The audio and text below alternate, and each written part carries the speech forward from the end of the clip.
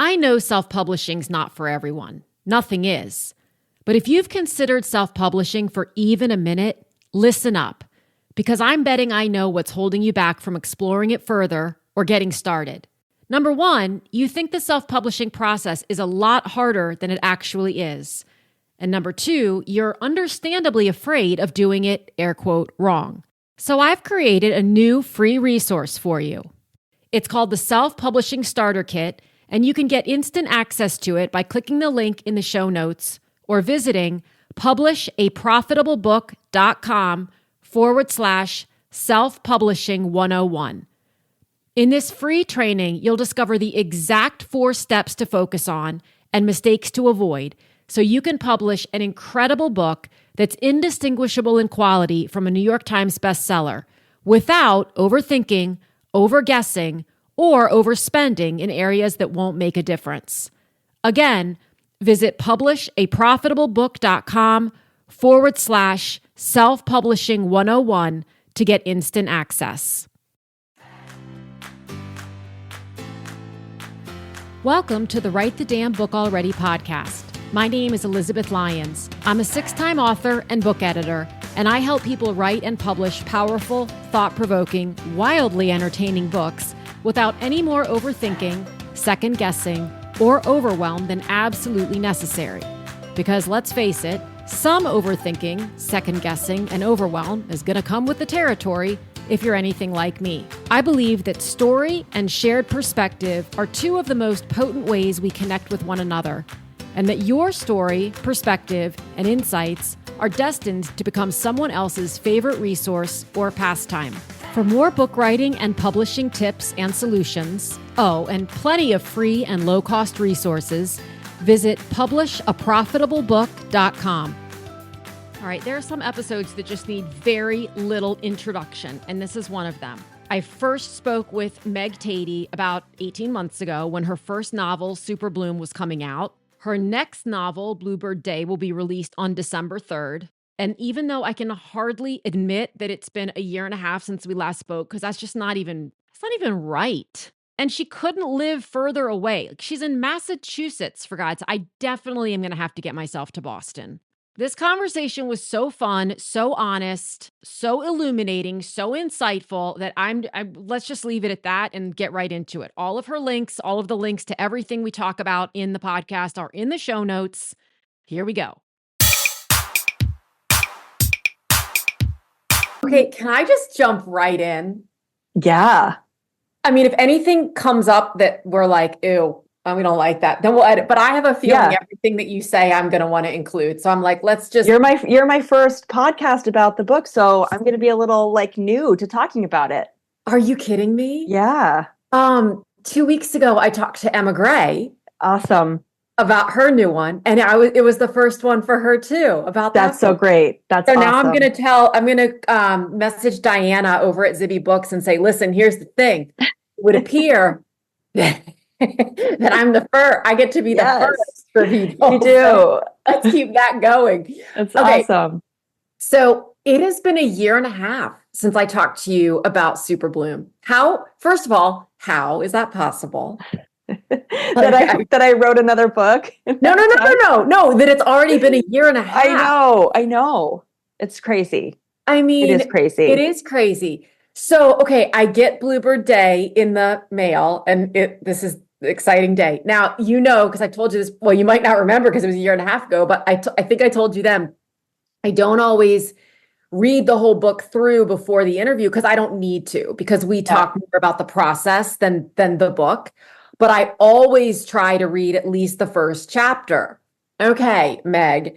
So this really derailed me in the best possible way yesterday because I was on my couch all day. Why? Because on Saturday night, I read the first chapter of Bluebird Day and I was like, oh, this is great. Then I get to the last sentence. And I'm not even going to say what it is, but I get to the last sentence of the first chapter and I never saw that coming. That's so great. Do you know what it is? I do. Okay. I was like, so kudos to you, because, oh my God. Then I was like, well, we can't stop here. Right? So now I have all the questions. Question number 1. Well, let's back up a little bit. So, what was it like? We hear a lot about this sophomore novel Yeah. topic. I mean, that's what it's often referred to, like the second one. How was that for you? How did that feel? Had you been writing Bluebird Day when Super Bloom was released? Can you Yeah. talk a little bit about that? Yeah. I mean, it was my first novel under contract. So I had a deadline and I had been writing it Oh, Super before. Bloom wasn't under contract? It, No, no. I mean, I I mean, it was sold. quarried and then, okay, I got it. Yes. So Yeah. Bluebird Day was sold. It was sold as a partial right before Okay. Super Bloom came out. So I Okay. had 50 pages written and I had a loose concept, but then I had the rest to write. And that was really new, like working under this really fast deadline, but also working with the help of an editor and an agent. So, writing a first draft and them coming in and being like, we like this, but we don't like this. And Mm, let's change those things. So there were some pros and cons to sort of having that group of people to help me, but also the time constraints. And I think the thing people forget when you're writing is that you also need time for thinking. It's not just time sitting at your desk, pounding at your keyboard. It's like time to reflect on plot holes, walk with your dog, and think through the nuances of a character. And I didn't always have the luxury. Super Bloom took 8 years, start to coming out, yeah. ups and downs with that journey, but I had a lot of time to think about it. So Yeah. there were moments of this that were rushed, and I remember getting getting a note from my editor that was like, can you, one of my characters has this sort of burgeoning romance happening in Switzerland. And she was like, can you make this scene a little sexier? And so here I am upstairs in the guest room in like sweats. My kids, I can hear them downstairs, and I'm like, writing like they're grinding, like I'm not like feeling it myself, but I have to just bring it, Yeah. so there was that. Yeah. Well, and so how did that work for you? Because that sounds like it was a difference, right, between Super Bloom and Bluebird Day, having that editorial feedback as you were going. Did you ever have moments where you were like, no, I don't agree? And how do you handle that? Yeah, for sure. I think I wanted to structure the novel completely differently. In the beginning, I had this idea of writing these very short vignettes that went through the Olympic Games, 4 different Olympic Games, and had the Okay. mother and daughter. And I also, I really wanted to have a POV of the Matterhorn mountain. Like I was just throwing all these things, and my editor was like, well, I'm not seeing this. She was like, I want you to take these threads, weave them into the narrative. We can work with the Matterhorn and in the power of that mountain without giving it a POV. I don't think readers are going to get it.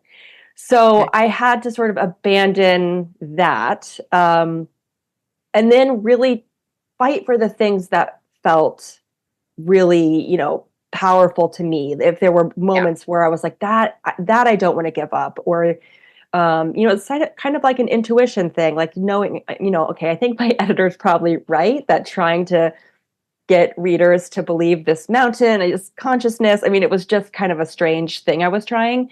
So then Now I having want to moments read where you, that. I know, moments where you are also like, I believe in this moment, or I believe in this joke Sure. or whatever, and kind of withholding how many times you fight for something, so that when you do fight for it, your editor is like, okay, got it.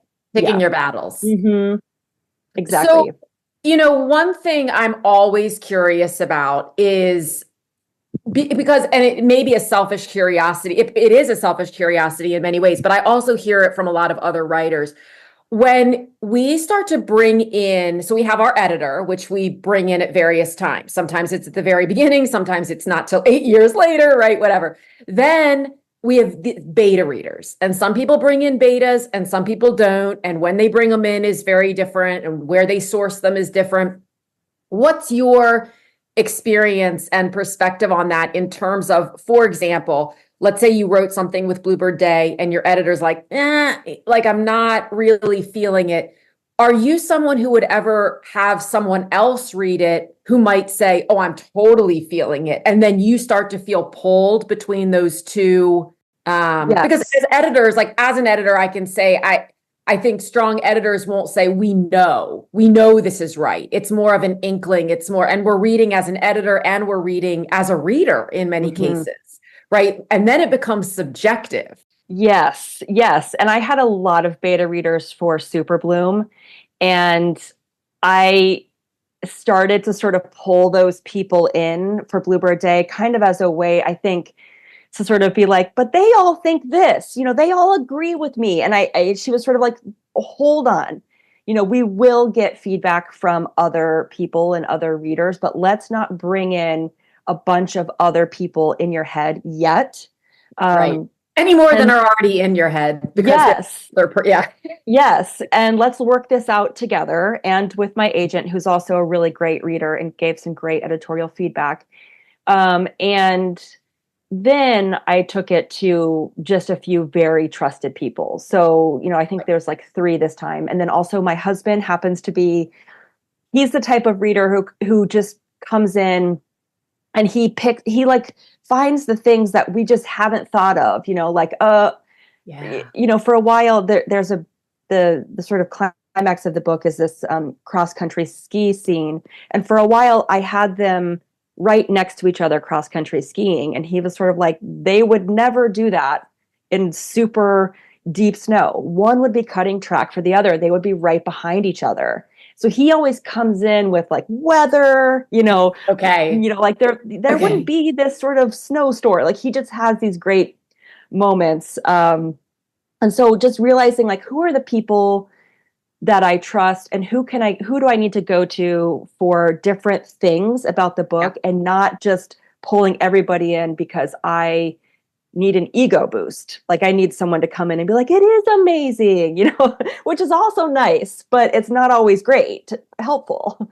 It is. I call those your alpha readers, not your beta Yeah. readers. Oh, that's And great. no, right. And no, and that's not a term I coined. Someone else had said it on the podcast, and I thought, oh, I like that. It's not, you know who they are and you know what their purpose is. So when you're starting to feel a little bit wobbly in your writing or in your ability to do this at all, then you call on an alpha reader and that's what their job is, to say, it's great, you're great, everything's going to be great.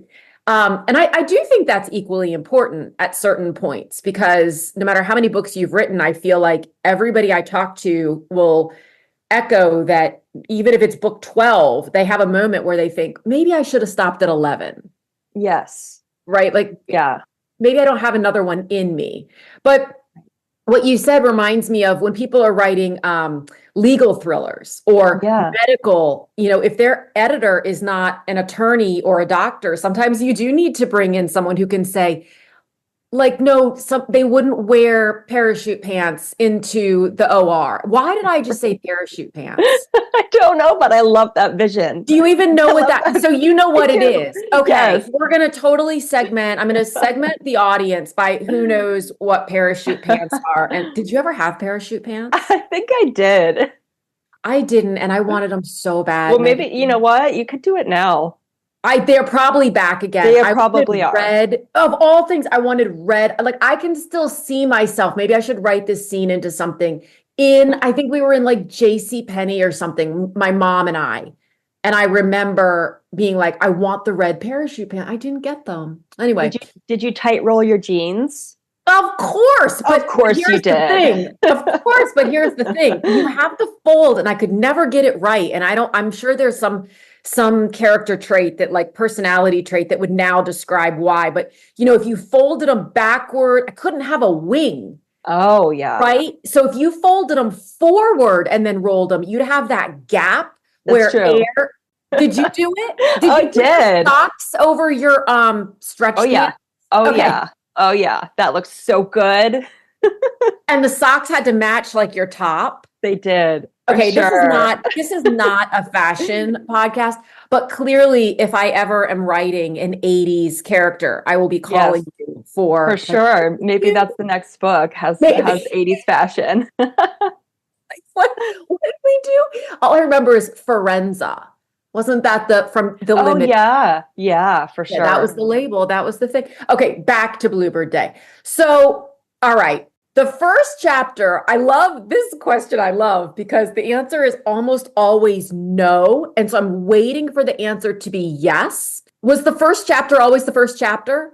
Yes, I think it It was. was. But we did contemplate doing a prologue, and I wrote it, we kicked it around, and then we actually tossed it.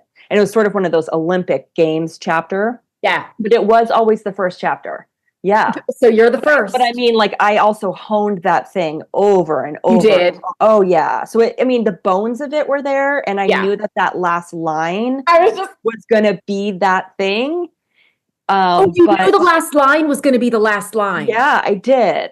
I Mhm. did. But getting there and getting the pacing and how much information to drop into that first chapter is always feels so surgical, just like going back in and going back in and reworking it. How much to weave in about my character Wiley's boyfriend Dan, just little things, and not wanting to sort of make it soggy with backstory, to just drop in enough is always such a challenge. What a great way to say that too, is surgical. Yeah. Um, right. And I one of the things that we talked about with Super Bloom is the layering. And you might have been one of the first people I talked to who gave that analogy really well about just the like you get the bones down and then you go back in and it's like a painting. You add a layer and then you add a Yes. layer and then you add a word. And then your husband tells you, no, they would never trudge through cross country, deep snow next to each other. Right. It all comes. So are you still a person who gets the bones of the beginning all the way to the end, or do you find yourself honing all the way through? Let's take a quick break. I want to take a super quick break to ask you, have you ever wondered where authors get great professional mock-ups of their books without spending hours on Photoshop or hiring a designer? In less than 10 seconds, Mockup Shots puts your book into over 1,200 amazing settings. And now, for a limited time, they are including their exclusive video mockup system. Mockup Shots is what I've used for years to create 3D mockups of my own book covers and my author's book covers, as well as professional attention-grabbing images that are great for social media. No technical know-how required. Mockup Shots usually costs over $200, but I have a special offer for you. It's faster, has more features, more images, and is getting better every day. They're celebrating this new and improved Mockup Shots by offering a 60% discount on lifetime access with lifetime updates. It's a great way to get an unheard of price on a product that will get eyes on your book, increased sales, and that you will end up using all the time. You can get this limited time offer with the link in the show notes. And now back to regularly scheduled programming. Yeah, I tend to write the drafts very linearly. I can't even say that It's word. In a Monday. linear fashion, from the beginning to the end. Everyone will know what I mean. And I find that I sometimes can't move on until I feel like that last chapter is as perfect as I can make it. Okay. So a lot of people, they're like, I get out a draft in 6 weeks, and I don't Right. do that. I can't fathom that. Um, and then once that is there, I kind of go back in and begin to layer or tweak and move blocks of copy or take things out. And we ended up, part of the issue for Bluebird Day is my two characters are mother-daughter ski racers, and they end up in a Swiss village. And so we needed to give a couple of beats to them, a couple of establishing chapters before we moved them to Switzerland. But for a long time, I just had way too many chapters before that actually happened. So we had to Okay. cut I think I probably cut 40 pages or more. And, just like, what's really needed here? Let's be as efficient as possible, but also, give the storytelling breathing room. But we've got to move the pacing faster and trust that some of the elements that I was so worried about losing in the pages I was cutting, I could weave in and sprinkle as backstory, or just put them in other places as the book progressed. But that took a while to sort of come to terms with, to get it right. And, we just kind of kept batting it back and forth for a long time. So how long would you say in total this one took you to, well, let's just say, because it's hard, there are a lot of, sometimes it's like, well, draft 17 took this long, but Yeah. from the very beginning to, okay, we're going to print. Yeah, I should sit down and do the actual math. I think it's probably been about a year and a half. Okay. And when I first conceived of the book and pitched it, I think this could be interesting for your readers. I had imagined that the book was actually a mother and daughter who go on that reality show, The Amazing Race. That show is something I've always loved growing up. Agreed. And not even growing up. I think I was like in my 20s. I don't remember when it came out, but and so I had always, imagined that I would go on it someday. And I was starting to pitch it initially to my editor and agent as a mom and daughter who reconnect on The Amazing Race as teammates, and they get stuck in this Swiss village. Okay. And my editor and my agent both agreed that books based on reality shows don't translate that well, and they don't sell that well.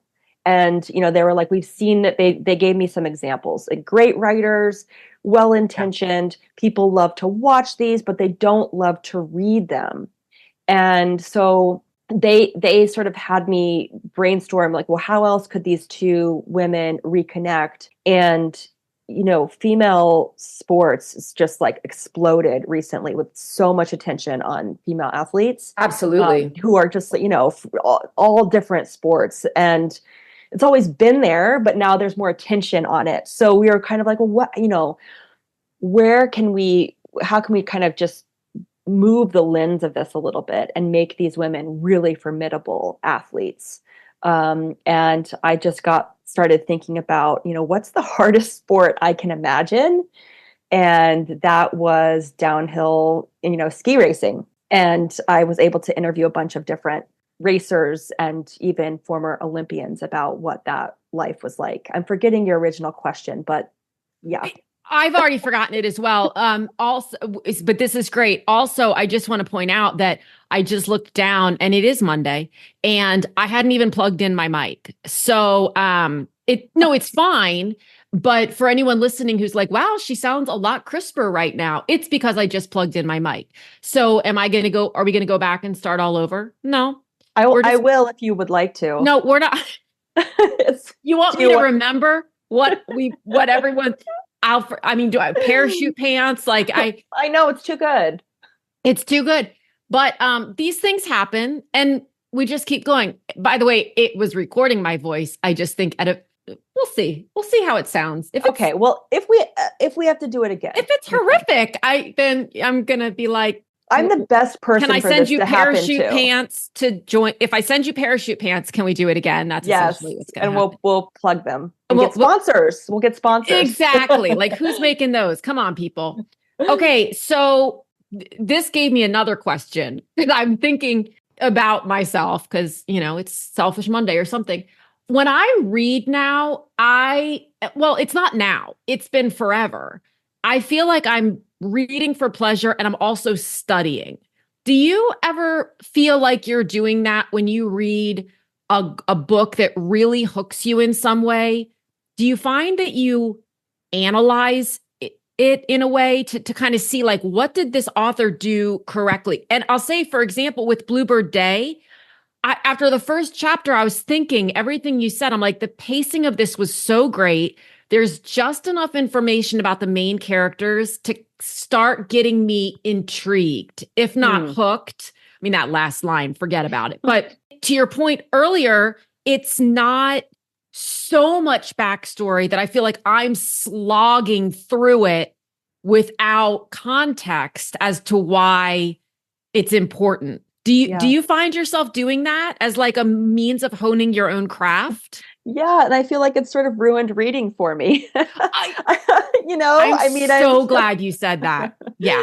I mean, I'm Yeah. typically reading like 8 to 10 books at a time. They're strewn all about the house, and I'm Hmm. picking one up, and Hmm. um, and I'm constantly trying to figure out, why is this working? What is this author doing so well? Or gosh, this one got so much acclaim and I don't understand why. What's the reason here? Why is this happening? Why is this getting picked up? What's the buzz about? But yes, I'm constantly, underlining and taking a look at something, and um, feeling a lot of envy and jealousy over other Yes. writers' ability. I'm like, God, that's good. Geez, that is like, I don't know how they pulled that off. Well, and do you forget sometimes too that you're reading what's probably the 67th air quote draft? Yes. Right. Yes. It's easy to forget that, and It easy to is. forget that everyone's first draft looks horrible, and that even the readers that I'm reading are also feeling like their stuff is crap or someone Abs- else is better, everyone everyone's feeling the same thing. yeah. And right. So, can we talk a little bit about the marketing side or, the Yeah. sales side, however, whatever term we want to use, because I feel like this is it's often misunderstood, it's misinterpreted. And by that, I mean, there's an assumption by writers or authors who have not yet published that things are different than what they are. And I mean, of course, Yeah. sometimes things are grand and glorious. We have glorious days, we have glorious months, we have w- situations where we meet air quote expectations and situations where we don't. But what really surprised you with Super Bloom? Either, and I don't want to say good or bad, but something that surprised you that you didn't expect in a both yay and also in a oh my god way. I think the best part of my publishing journey has been the relationships that I've made and the friendships that I've made of fellow authors, fellow Zibby book authors, people who, I can text about this really wacky and wild industry. And so at the end of the day, I'm sort of like, God, like I have these like very rich new friendships that are really built on this sort of creative pursuit, and that feels amazing. I was not prepared for the mental anguish that comes with publishing a book. And I definitely experienced a lot of that. And I actually this morning was listening in preparation for this, listening to your podcast with Anne Garvin. Oh, And she was like, yeah, some authors, need to give up, have to give up because of how hard this industry is. And I had some moments where I was sort of like, is this a sustainable thing for me? Because mm, it is so public, it's so filled with rejection, it has so many ups and downs. And I would have these wild swings in the course of even a day, where someone tags me oddly in like a 2-star review and I'm in the toilet, just like, mhm. and then someone else, is like writes me an email like, your story changed my life, and I'm like, ah. And I was so blown away by my own ability, and I felt like I already had all these tools, these like, to calm myself and to ride these waves of life, and I was really thrown by it. And so I've had moments where I've sort of like, do I have the makeup for what Mhm. it takes to be in this industry as an author? I know I love the craft. I love writing so much. I crave it. I want to do it as much as I can. I'm already tinkering with other projects and I just love it. The author side is so challenging sometimes, and Mhm. I know almost everyone else would say the same thing, and I think some people just have a makeup that can weather it better than I can. So I don't know what that means for me. I'm still working on it. And I Yeah. as I think about my characters who in this book, I was really doing a lot of research about mental toughness in sports. And I was sort of like, gosh, I have to start thinking like an athlete and training my mind the way an Olympic athlete does, like really controlling only what you can control and staying focused on certain outcomes and, really going easy on myself in certain ways. So that's been a kind of interesting journey, and I'm still figuring that out. I'm learning about writing, and I'm also learning how to do it better on the author side still. Yeah, and I think that is maybe something that doesn't ever go away. I mean, I Yeah. don't know, right? And I it's know. definitely different for different people. And different people have different tolerances for this sort of thing. What I find is that artists in general, creative people, have a sensitivity to them that sort of predisposes them to two sides of the spectrum, which are, so on the one side, that compassion and that sensitivity that creatives have allows them to, that's what allows them to create something that really resonates with another human being on a cellular almost level. And then on the flip side, that level of sensitivity, we hurt. It's physically painful sometimes when someone says, this isn't worth the paper that it's written on, which someone did say about one of my books, Right. that is an actual Amazon review. Great. So awesome. And thank you for that. And, we can say all day, well, hurt people, and it's a reflection of them, not of me. And yet it's still, there's that first moment, that kind of piercing moment where you almost don't, I think we can shore up the amount of time that we sit with that moment through, Yes. like you said, acting like a downhill racing competitor, whatever. Right. But like, does it ever fully go away? Will anyone ever say this book sucks and me not feel an initial stab of like, Yeah. right? Right. Yeah. And I think that's so true. And it's such a weird conundrum because we have to be sensitive enough as writers to write, but also tough-skinned enough to publish. And it's a really hard place to be that I'm still trying to figure out. And I think, I recently made this list for myself of things that I could control in this process, which are, and it's not get on the bestseller list or, be a Goodreads choice. All that stuff is beyond my control. And if I'm setting up my success for that, I'm going to be in for more mental anguish. But if I can say, okay, I don't check my Instagram from bed every morning and possibly tank my day, by 7, I'm going to commit to a meditation practice surrounded by, gratitude and really pulling in that, I'm going to, during my publishing time, do something, a hobby that has nothing to do with writing and gets me completely out of, away from my computer and my phone and is grounded in something different. So those are these things that I've been working toward that are like, if I want sustainability in this industry, I have to start cultivating and building it and doing it differently. Well, and I've talked to so many people who will say that the minute their book goes to edit or is in the queue for publishing, they start another writing project because, and some people don't. Some people need a little bit of space and they'll take on gardening or I don't know, they start making their own soaps or something, right? But just something that feels so that they're not thinking about it.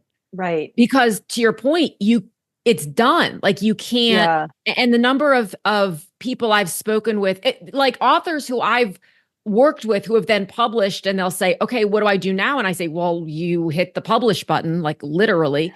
And they go, really? And I say, yes. And they say, but then like, it's going to be out there. Yeah. Right. Yeah. And it's like a moment where you want to go, well, duh. But also it requires some compassion, I think, or it calls for some compassion because it really is kind of a scary thing. It's right. It's, you're putting yourself out there. And the second book is always interesting to me because depending on how air quotes, well, the first book did, there's kind of this sense of, well, will the second book do as well? Or will it, if it does better, what does that look like? If it doesn't do as well, what does that look like? What does that mean about me? What does that mean about my ability? So, I mean, what kind of feelings are you having going into, because this launches December 3rd, yes? Yes. Yep.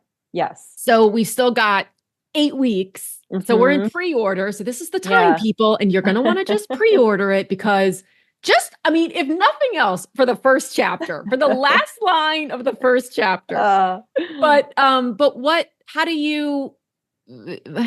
you navigating that? yeah, I mean, I think it's just trying to stay grounded with my list of things I can control. Yeah. And work. I have another project that I'm dabbling on or working with, and it's really exciting and I love it. Mhm. Um, and just staying, busy. And I think I have so much more information to go on now. Every Tuesday, massive amount of books are released into the world. Right. And it almost reminds me of a salmon run where all these salmon are released and we're all kind of like flopping against each other, and we like each other, but we're like flopping against each other, and like one salmon will like emerge and the rest of us are like, "Wah, wah." And it's, and as someone who loves reading, how many books did I personally buy this summer? It is hard to, and I didn't quite realize how hard it was to move units of books and to get books sold, even with an amazing publisher, even with, tons of great buzz. Like, it just is hard.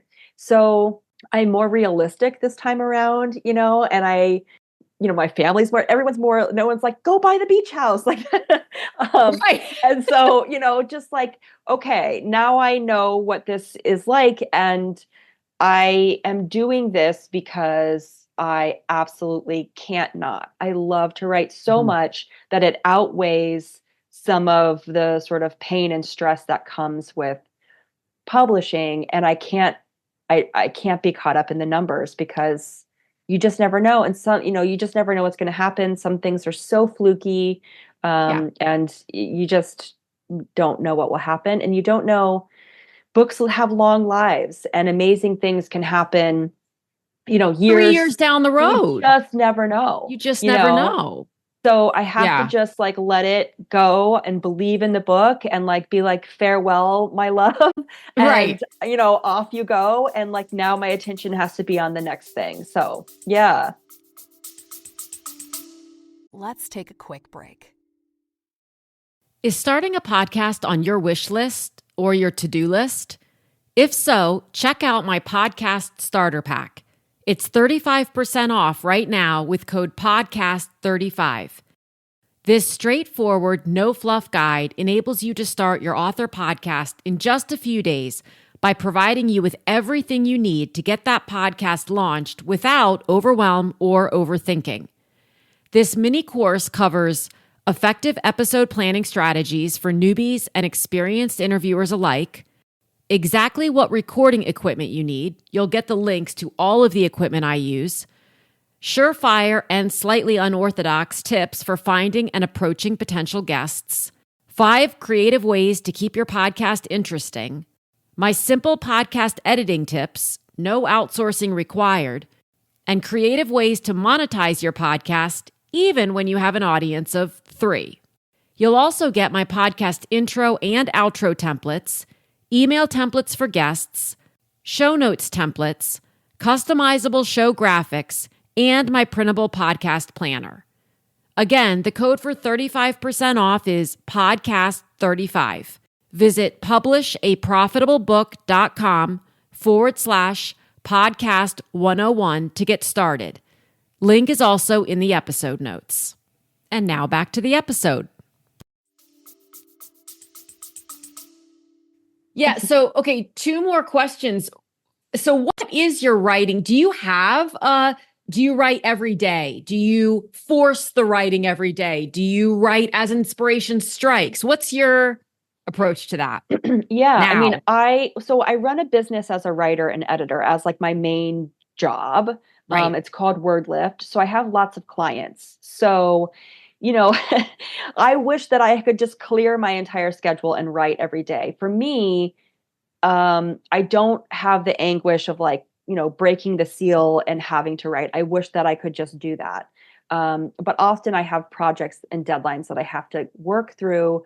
And so I know looking at my calendar and on any given day, okay, I'll have this hour chunk here to work on the project, and that's all I'll have today. Or I can't touch the manuscript till Thursday, which is so painful. Yeah. Or I can knock out this client work here and I'll have these, 2 full days to work. So it just varies depending on, what's happening in my family life. I have 2 young kids, and what's happening on the business side of things. And then, with Bluebird Day, we had really tight deadlines. So I had to work weekends and evenings sometimes to make those things happen. Right. And didn't really have a choice in that. Didn't matter, like, is inspiration striking? No, I have Right. to sit and write the sexy club scene in my jammies, you know, In your parachute pants. in my parachute Yeah. pants. Yep. Right. Are you someone who can do, say, just a scene at a time? Like, can you say, okay, I have 10 minutes. I'm going to sit down and just get this scene written? Or do you need a longer period of time to, say, hone a chapter or get a plot point fleshed out? I can parachute in. See what I did there? I see you. I see you. Very clever. Okay. I can just like jump into something for 10 minutes. I think that I honed that skill during COVID where, the kids are downstairs, Paw Patrol's in the background. I'm not having like a Hemingway moment where I have everything just right. I'm, Mhm. in order to, it's like I'm dashing upstairs, I'm getting lines down, and then I'm like, so kind of like coming back up from being submerged in that, and I can resubmerge very quickly. So I think Yeah. I feel really lucky that I can do that now and just kind of pop in and out. And Has it always I been like that for you? Or is that I almost think a, it's yeah, I think it's just yeah. I've learned it over time. Mhm. And I also, you'll kind of catch me at a dinner party, like, just kind of off somewhere, everyone else is talking and I'm like sort of thinking about a character, and they're like, "Hey Meg, what do you think?" I'm like, "Huh? Oh, Yeah. What'd you say? Yeah. Right. Yep. Yeah. Yeah. I have moments. I was at a Starbucks drive-through, yeah, I don't know, 4 months ago. And what was happening in the drive-through was like, you could not make this up. And so I remember well, I couldn't make it up, but I remember thinking, this is a scene. And I was Yeah. with my son and he was talking to me and I was doing the scene in my head. And at one point he was like, "Mom, hello, are you there?" I'm like, "I'm here, but hang on. I got to flesh this thing." I don't know. It's still haven't written the scene, but that's a matter to be When diagnosed later. when we last talked, you were just embarking on fiction, I think. Oh yeah, I'm Right? still. Why would How's you the bring that up? Why would you? I'm horrible. No, no, you're just shining the light. So right, I'm still working on the same novel. Uh-huh. Great. But That's look, you normal. gave me That's so much hope normal. when you said yours took 8 years, and there Yeah. are all kinds of reasons. I mean, I have 5 kids, although 4 of them are out of the house, so I can't Yeah. really use that as much anymore. But also they don't leave the house and not require anymore or ever, I don't know, one's input. So I still do claim that I'm ingratiated. Not, that's not the word, ingratiated. What's the word I'm looking for? Entrenched. Yes, you are. Entrenched in that, right? And I also have a full-time, Yeah. I have a full-time job. So it's you got to sneak it in. But I am an overthinker. And I'm really looking forward, honestly, to the second novel that I'll write because I'm hopeful that I will overthink it less. Mm-hmm. I feel like this being the first one, Yep. it's like you do something and then you go, "Oh, that wasn't." I heard the coolest thing yesterday, of course, on Instagram, and it was probably before 8 a.m., but someone had said, and I don't remember who, so I'll try to find it before I launch this, and so I can at least credit them. But someone said, "A fear is a mile wide and an inch deep." So we look at it and we're like, wow, that's a big like lake, like a mile wide lake of fear. How am I ever going to navigate that? And then you finally get the courage to step in and you realize, oh, I still got to walk a mile, but I only have to step in an inch of water the whole way across. Exactly. Yeah. That reminds me of, the feeling that I get when I get my first edit letter back from my editor and the document with gazillions of track changes, and Uh-huh. inevitably I'm like, just like, I can't. And it just feels so hard. And, I'm like offended, I'm just like, oh, it's horrible. It's never going to be great. And then I start working on it and I start to remember that I actually love being edited. I love, I love having an outside person come in and be like, what about this? And be like, wait, right. And then I'm just off to the races. But in that initial moment, it is so scary until you start to dip yourself into it. And it's not so bad and actually is like quite pleasant Quite for fun. me. Yeah. Which is so ironic too, because you're an editor. Right. So I'm the same Yes. way as an Yes. editor. Like I know what this is and that it's a partnership and that we have the same goal and that it's just honing and refining. But yet when I'm edited, I have the exact same reaction you just described. It's like, oh, great. This thing is hemorrhaging. I'm not supposed to do this. Why would I say that? That's what does she think? All of that. Yes. Yes. It feels impossible. It feels impossible. Like, how am I ever? Sometimes you just have to open the manuscript and then close it and come back 12 hours later knowing it's like that initial, you just have to feel that initial thing. Because for me anyway, no matter how much I know I want there to be copious suggestions, when I see them, it just hits me like, oh yeah, God.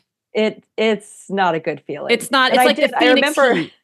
Like, it's 120 degrees out, but you open the front door and it hits you and you're just like, oh God. And I remember texting my agent and was sort of like, I don't even remember how I do this. What was my process last time? How do I even, get started? And then it was just, I don't even think she had a chance to respond before I was like plodding along. And then I was like, and I was actually like, okay, it's just one foot in front of the other. And, and being like, actually, this is going great. And I'm really enjoying it.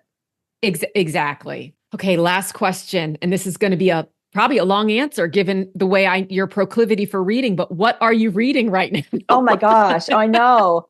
I have, like 10 books around the house. I just picked up Miranda July's All Fours, which everyone's like, read it.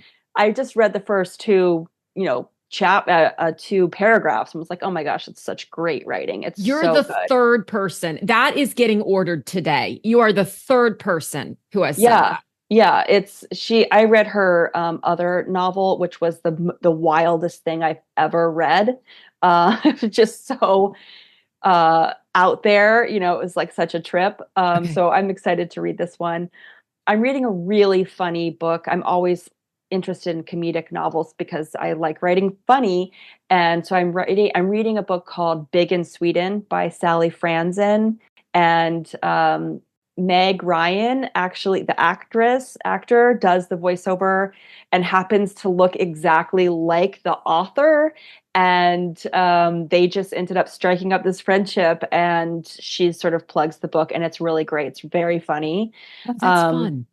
Yeah, and also The Borrowed Life of Frederick Fife. I might be getting that wrong. Okay. But also, comedic. And my sort of jam, what I love writing is what I love to read, which is that the funny and the tender, those wrapped together where you can kind of be crying in one section and also be laughing in another. I just love that. And I'm always trying to hone my craft in that. So I like other people. Yeah.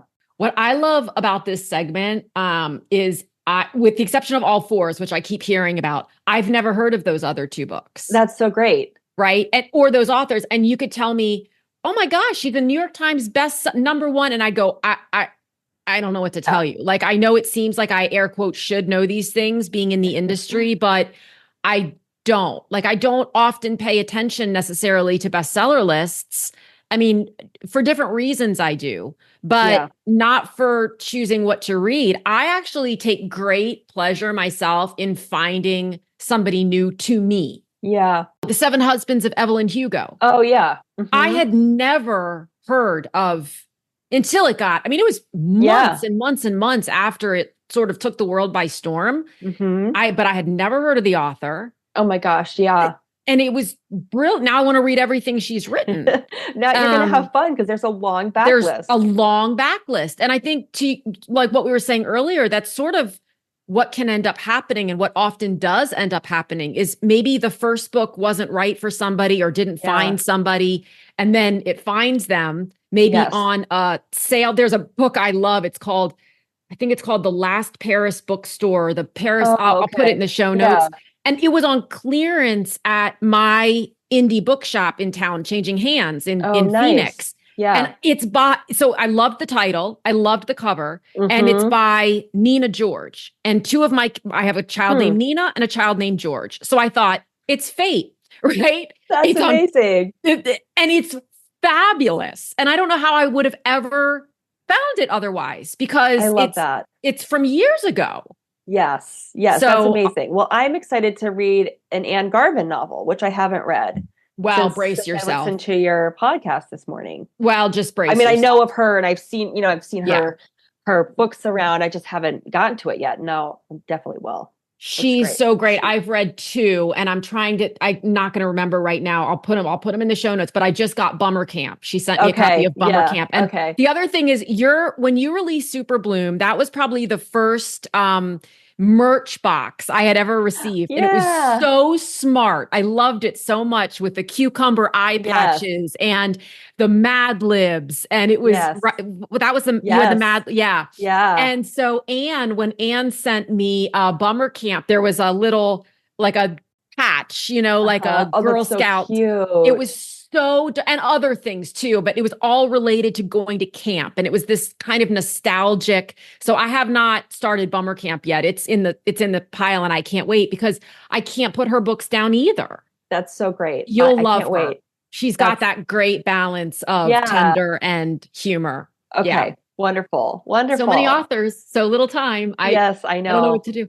Thank you so much for coming back. And I want you to come back, of course, for the next book, but I don't want it to be a year and a half. So maybe we can do some sort of like a update. What's going on? Maybe we can meet in person at some point. It'd be so fun. You're on the East, right? I'm in Massachusetts. Yeah, because we talked about how after you got the deal for Super Bloom, everyone was like, go buy the house on the Cape. And you're like, That's not how it works. Doesn't work that way. Yes. Well, I've been trying to get myself my sister lives in Boston, and my friend Jean Steele and I love her. Yeah. And Jessica Fine wrote Breathtaking, and they're both in Boston. And so they've been like, please come to Boston. So now I think I'm gonna have to come to Boston. Yeah, that would be so fun. How far are you from Boston? I'm an hour and 40 minutes. Okay. But if you come to town, it's manageable. For sure. Well, thank you. I can't wait for December 3rd. I'll put all your links in the notes, and appreciate it. Off we go for Bluebird Day. Thank you so much for tuning in. If you enjoyed this episode, this is your friendly reminder to follow or subscribe, leave a quick review, and share it with someone you know has a great story or message, but isn't sure what to do next. Also, remember to check out publishaprofitablebook.com for book writing resources and tips, and to see all the ways we can work together to get your book out into the world. Again, thanks so much for listening, and I'll talk with you again soon.